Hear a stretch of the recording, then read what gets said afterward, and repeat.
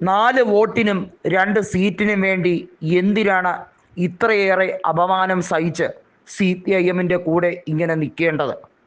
തിരിച്ചറിവ് വന്നിരിക്കുകയാണ് CPI-യുടെ പല നേതാക്കൾക്കും. കേരളത്തിൽ ഒഴിച്ച് മറ്റെല്ലാ സംസ്ഥാനങ്ങളിലും CPI കോൺഗ്രസും ഇന്ത്യ മുന്നണിയുമായി ബന്ധപ്പെട്ട് കിടക്കുകയാണ്. തമിഴ്നാട്ടിലായിക്കോട്ടെ, മറ്റേത് സംസ്ഥാനങ്ങളിലായിക്കോട്ടെ, ബീഹാറിലൊക്കെയാണ് CPI-ക്ക് ഇപ്പോൾ കുറച്ചെങ്കിലും ആശ്വാസകരമായ മുന്നേറ്റം ഉള്ളത്. CPI ഒരിടത്തും ഒറ്റയ്ക്ക് ഭരിക്കുന്നില്ല. ഒരു സംസ്ഥാനത്തും കാര്യമായ MLA-മാരുടെ എണ്ണമില്ല. കേരളത്തിൽ മാത്രമാണ് 17 MLA-മാർ ഉള്ളത്. മറ്റൊരിടത്തും അത്രയും MLA-മാരില്ല. എന്നാൽ CPI-ക്ക് മനസ്സിലായിരിക്കുന്ന ഒരു കാര്യമുണ്ട്. അപമാനിതരാണ് തങ്ങൾ എന്ന പൂർണ്ണ ബോധ്യം CPI-ക്കുണ്ട്.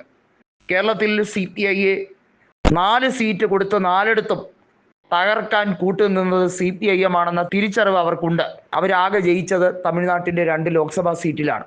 കഴിഞ്ഞ തവണ അതെ, ഇത്തവണയും തമിഴ്നാട്ടിലെ 2 ലോക്സഭാ സീറ്റുകളിൽ അവർ വിജയിച്ചു. അത് DMK-യും കോൺഗ്രസും അവരെ കൃത്യമായി സഹായിച്ചത് കൊണ്ടാണ്. അത് CPI-യുടെ വോട്ട് ബാങ്ക് കൊണ്ടല്ല എന്നുള്ളത് കൃത്യമായി D. രാജയ്ക്കും അതുപോലെ CPI-യുടെ മുതിർന്ന പല നേതാക്കൾക്കും അറിയാവുന്ന കാര്യം തന്നെയാണ്. അവരുടെ പ്രമുഖരായ നേതാക്കളും വിലയിരുത്തുന്നു. പശ്ചിമ ബംഗാളിൽ പോലും CPI കൈകോർക്കുന്നത് കോൺഗ്രസിൻ്റെ കൂടെയാണ്. അതല്ലാതെ വർഷങ്ങളായി ഭരിച്ച ഇടതുപക്ഷ മുന്നണിയുടെ നേതൃത്വത്തിൻ്റെ നെടുന്തൂണായി നിന്ന CPIM-ന്റെ കൂടെയല്ല. കേരളത്തിൽ ഈ തിരിച്ചറിവ് ഏതാനും ചില ജില്ലകളിലെ നേതാക്കൾക്ക് മാത്രമേ വന്നിട്ടുള്ളൂ. ഇപ്പോഴും പൂർണ്ണമായി അങ്ങോട്ട് അക്സെപ്റ്റ് ചെയ്യാൻ പലരും തയ്യാറെടുക്കുന്നില്ല. കാരണം ഇപ്പോഴും അധികാരത്തിൻ്റെ ഭാഗമായി, പവർ പൊളിറ്റിക്സിൻ്റെ ഭാഗമായി കുറേ പേരെങ്കിലും അതിൻ്റെ രുചി ആസ്വദിച്ചിരിക്കുന്നത് കൊണ്ട് തന്നെയായിരിക്കണം. പക്ഷേ അത് കുറച്ച് നാളത്തേക്ക് കൂടിയേ ഉള്ളൂ. പരിപൂർണമായി തകരാൻ പോകുന്നു എന്ന യാഥാർത്ഥ്യം മനസ്സിലാക്കുമ്പോഴാണ് CPI-ക്ക് UDF-മായി സഹകരിക്കേണ്ടതിൻ്റെ അനിവാര്യത മനസ്സിലായി വരുന്നത്.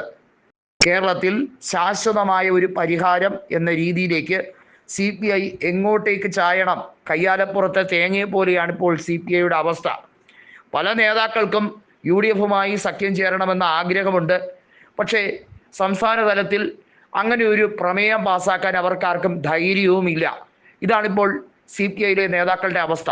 മുതിർന്ന നേതാക്കളായിട്ടുള്ള C. ദിവാകരനും മുല്ലക്കര രത്നാകരനും, എന്തിനധികം പറയുന്നു, നേരത്തെ MLA ആയിരുന്ന ES ബിജിമോളും ഒക്കെ കൃത്യമായി പറയുന്നു, കോൺഗ്രസ് ആണ് ഇന്നിൻ്റെ ശരി, ആ രാഷ്ട്രീയത്തോട് ശരി ചേരൂ.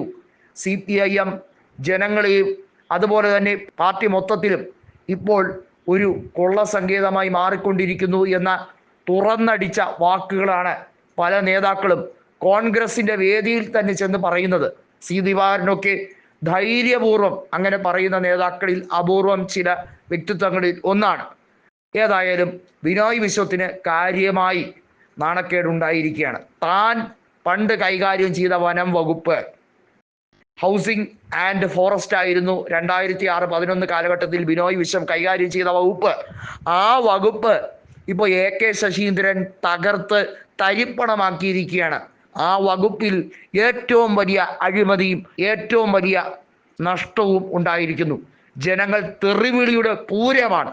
ഇങ്ങനെ ഒരു കഴിവുകെട്ട മന്ത്രിയെ സഹിക്കേണ്ടി വരുന്നതിൽ പൊതുഖജനാവിൽ നിന്നും പേഴ്സണൽ സ്റ്റാഫ് അംഗങ്ങളെ തീറ്റിപ്പൊറ്റുന്ന ശശീന്ദ്രനെ പോലുള്ളവരെ ഈ നാട്ടിൽ നിന്ന് തന്നെ തുരത്തണമെന്ന ആവശ്യമാണ് CPI-യിലെ പല നേതാക്കളും ഉന്നയിക്കുന്നത്. ബിനോയ് വിശ്വത്തിന് മതിലിച്ചിട്ട് തുപ്പാനും വയ്യ, കഴിച്ചിട്ട് ഇറക്കാനും വയ്യ.